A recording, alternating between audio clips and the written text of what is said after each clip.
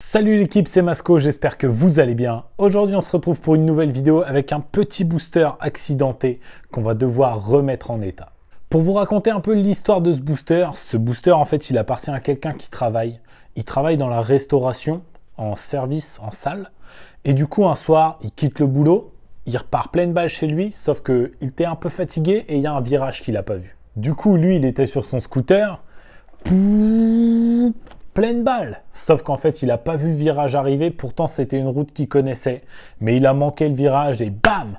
Il a planté le scooter directement dans le fossé. Ce qui fait qu'on a pas mal de petites pièces à changer, comme les leviers, le feu stop à l'arrière, tout le kit carénage qui ne tient plus du tout. On a aussi la fourche qui est tordue. Il y a vraiment pas mal de petites vérifs à faire sur le scooter. Et on a aussi les galets à changer. Parce qu'en fait, il trouvait que les galets... il marchait plus comme il fallait, le scooter moulinait beaucoup. Et du coup, il m'a dit, je pense que les galets sont morts, donc on a recommandé aussi des galets. Du coup, moi, ce que je vais faire là, c'est que je vais vous montrer ce qui ne va pas sur le scooter. Ensuite, je vais vous montrer toutes les colis qu'on a reçus, parce qu'il y avait vraiment beaucoup de pièces à commander. Et puis après, on va attaquer le démontage de ce petit booster. Du coup, l'équipe, on va tout de suite commencer par la fourche. Et là, je pense que vous verrez très clairement que ça ne va pas du tout.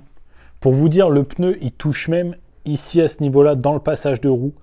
Et je sais pas si vous le verrez bien, mais en fait quand le propriétaire il est rentré en roulant, et ça a fait fondre le passage de roue, toute la partie basse en fait du scooter, et du coup on va changer ce carénage là aussi.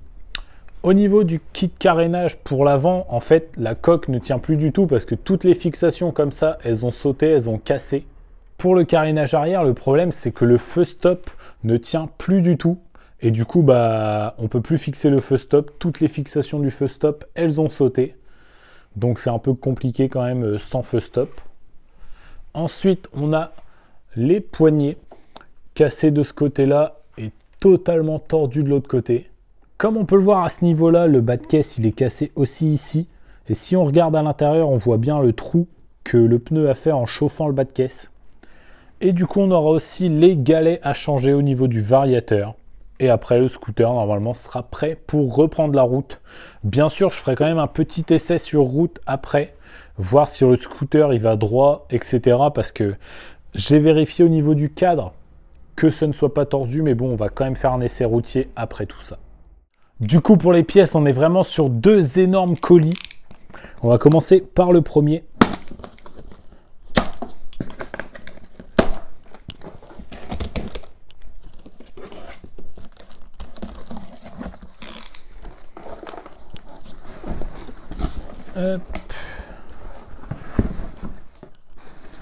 Donc dans ce colis là il y aura tout ce qui est kit carénage qu'on a recommandé en noir, mais le scooter d'origine il est noir mat et là on est reparti sur du noir brillant. Ça change quand même beaucoup la couleur du scooter, mais moi en noir brillant je trouve vraiment sympa le kit carénage. Du coup, premier carton, on est sur tout le kit carénage. Un kit carénage qui vaut plus de 100 € quand même, je crois. Et donc, pour le deuxième colis, on a un joint de carter. Comme ça, je pourrais remettre un joint de carter neuf quand je vais changer les galets. Des galets neufs, ainsi qu'une paire de leviers neufs qui sont tombés de leur emballage.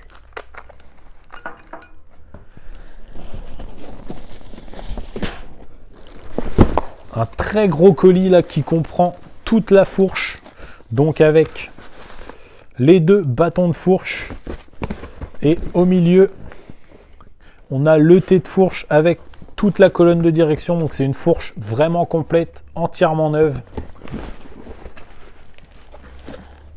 Ensuite on a un feu arrière neuf, on l'a pris en noir, comme ça va s'intégrer parfaitement dans la couleur noire du scooter. En plus, c'est un booster qui est full black et je trouve que ça lui va super bien.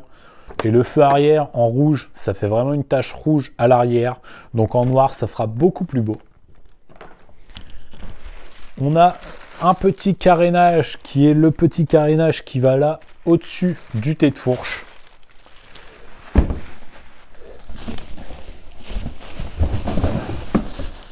Et pour finir, on a le gros sabot qui vient juste ici sous le scooter, donc entièrement neuf, comme l'autre il a été percé par le frottement de la roue. Du coup, voilà l'équipe, je vous ai présenté toutes les pièces. Il y a vraiment beaucoup de pièces neuves. C'est un scooter qui nécessite des gros frais en termes financiers, en termes de montage, démontage, ça va, mais en termes financiers, c'est des gros frais. Du coup, je ne vais pas vous faire patienter plus longtemps. Je vais tout de suite attaquer le démontage du train avant. Comme ça, on va commencer par changer la fourche. Et ensuite, on pourra refaire tout ce qui est esthétique.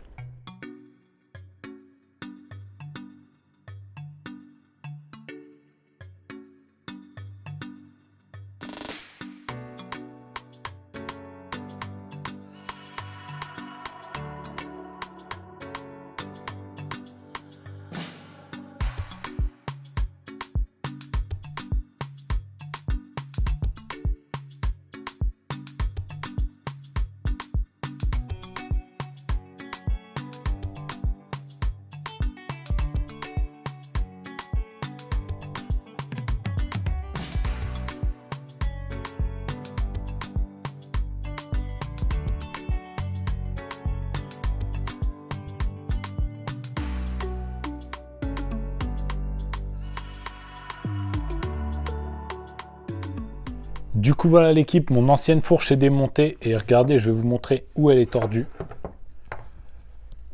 Hop. Ça va être en fait juste là que c'est le T qui a tordu en vrai. Et on voit aussi que les bâtons ils sont plus bien parallèles, donc je pense que le T et les bâtons sont tordus, c'est pour ça que j'ai préféré tout recommander. Du coup, bah moi là, ce que je vais faire, c'est que je vais assembler ma nouvelle fourche et comme ça, on va pouvoir la monter directement sur le scooter. Mais comme vous pouvez le voir, il n'a pas fait semblant. La fourche, elle est plus du tout droite.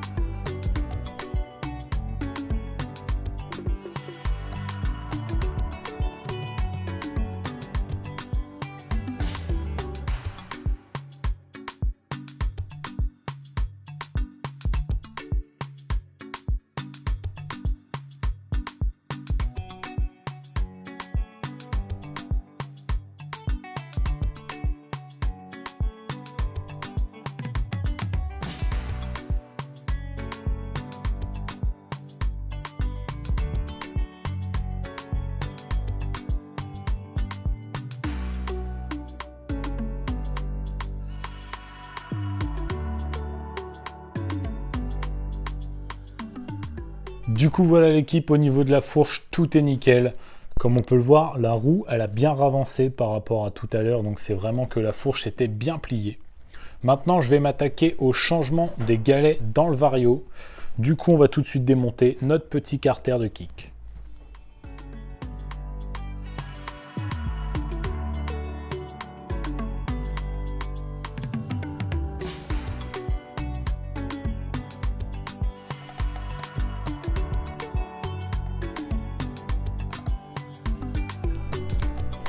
Du coup l'équipe, je viens de démonter la variation et comme on peut le voir, par exemple ici, sur les galets, en fait il y a beaucoup de parties où il y a des plats et bah du coup ça lui fera vraiment pas de mal à ce petit booster, une nouvelle paire de galets. Comme vous le voyez, il y a vraiment des parties bien plates. Et du coup ça fait que les galets sont usés, ils tournent plus correctement. Du coup on va remonter un nouveau jeu de galets, des galets tout neufs avec le même poids que l'origine, 4,5 grammes.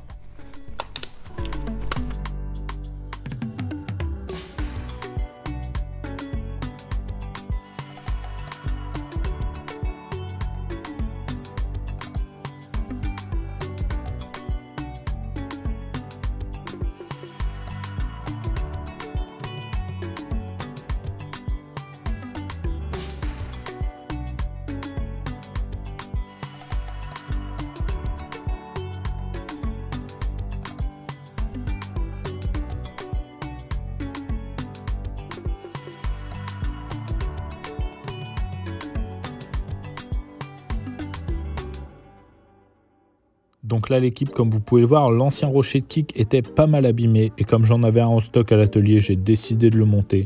Comme ça on repart vraiment sur un scooter qui sera en très bon état général.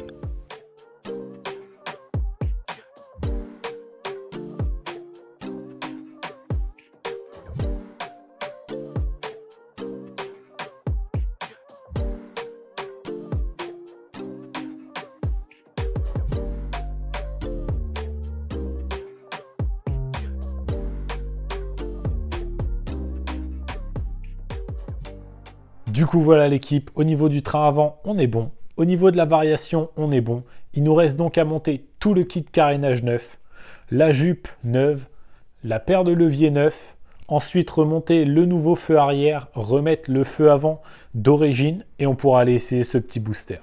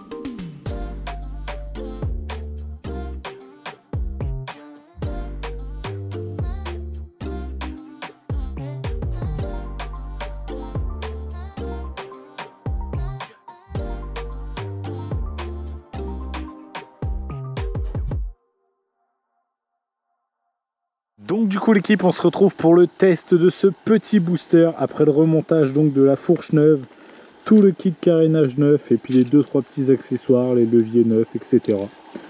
Je suis venu ici en roulant et là je vais vous montrer un petit essai, vous allez voir, c'est une grosse catastrophe.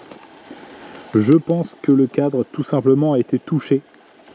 Déjà parce que ici il y a un jour, et moi quand j'avais un booster à l'époque il n'y avait pas ce jour ici.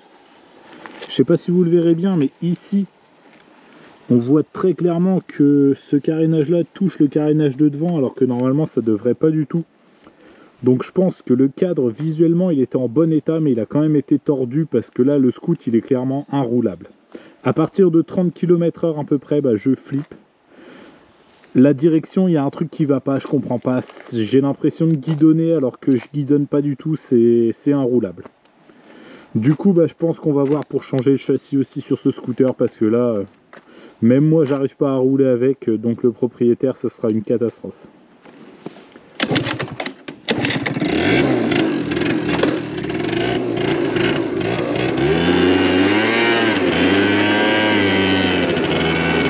Je sais pas si vous le ressentirez comme moi à la vidéo, mais en fait j'ai l'impression que le scooter il va jamais droit.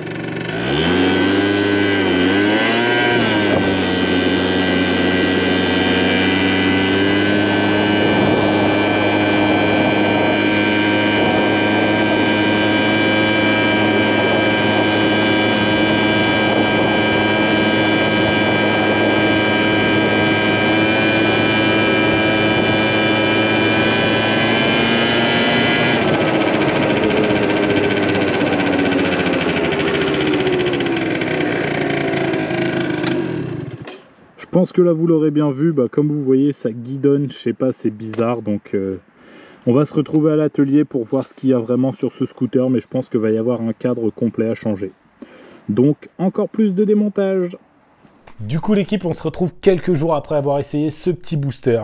Franchement c'était le pire essai de ma vie. J'ai jamais roulé un deux roues comme ça, j'avais l'impression de tout le temps guidonner, j'avais l'impression d'être penché alors que j'étais droit sur les roues. Je comprenais pas ce qui se passait et franchement c'était ultra désagréable à rouler. Je pense vraiment maintenant que c'est le cadre qui est touché. Je pense qu'en tapant au niveau de la roue avant, la colonne de direction elle a dû faire plier le cadre vers l'avant. Et du coup là c'est vraiment inroulable. Du coup on a encore beaucoup de boulot sur ce scooter. Je pensais qu'il était presque terminé. Et en fait non, il faut tout redémonter. Le faisceau, tous les carénages, le moteur, la fourche, tout pour changer le cadre. J'ai réussi à trouver un autre cadre, donc là on va le changer, on va voir ce que ça donne une fois le nouveau cadre monté.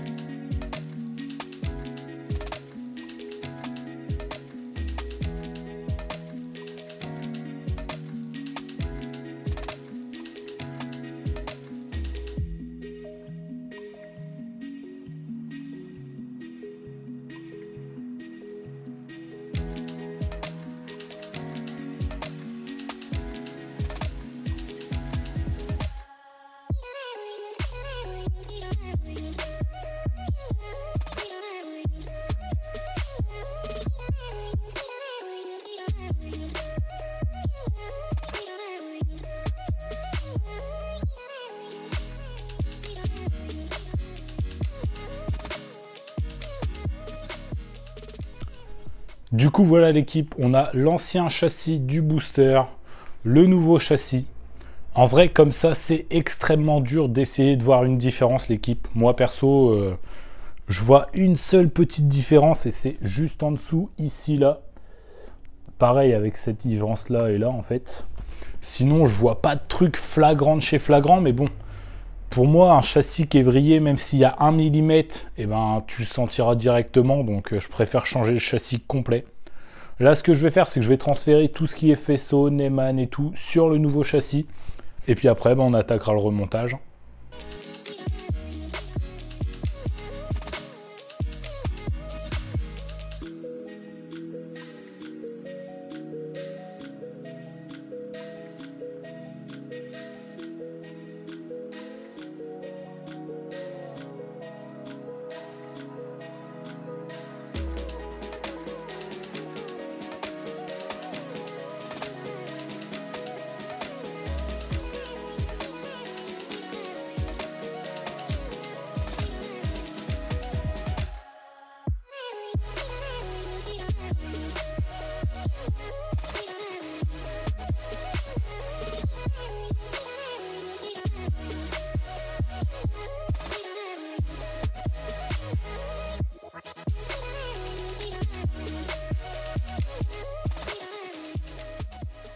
Du coup voilà l'équipe, ça m'aura pris toute la journée, mais le Spirit est enfin remonté. Bon enfin, il manque le tablier et la face avant, mais ça je les ai pas mis volontairement pour aller faire un premier essai sans. Tout simplement parce qu'il faut que je vérifie le couple de serrage des écrous de la colonne de direction. Parce qu'en fait, si on les serre trop ces écrous-là, au niveau du guidon, ça va être hyper dur de le tourner. Et si on les serre pas assez, quand on freinera du frein avant, on se sentira comme un jeu. un truc assez désagréable. Du coup là je vais aller faire un premier test comme ça, en faisant mes réglages de serrage. Après je vais remonter tous les carénages et le scoot sera enfin terminé, après toutes ces péripéties.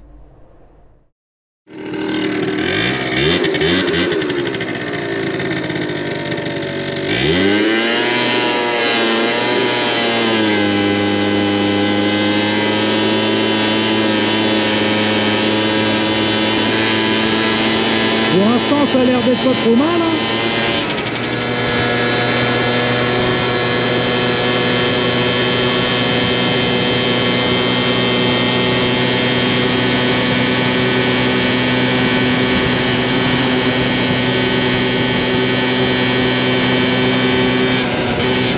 Du coup voilà l'équipe, on va s'arrêter là pour cette vidéo. Et je vous avoue, je suis pas peu content d'avoir fini ce scooter.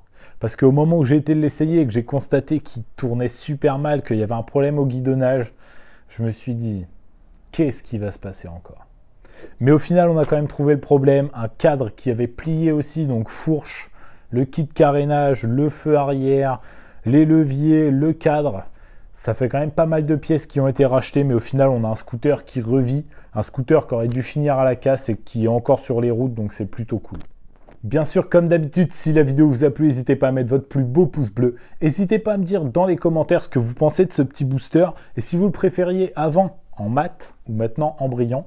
Moi, perso, je trouve que brillant, ça claque. Ça fait beau, mais le mat, le côté qu'on n'en voit pas souvent, j'aimais beaucoup aussi. Je suis un peu indécis en fait. Et si vous n'êtes pas encore abonné, c'est le moment de le faire. Et n'oubliez pas d'activer la cloche pour avoir une notif dès que je sors une nouvelle vidéo. Moi, je vous dis à la semaine prochaine. C'était Masco. Salut!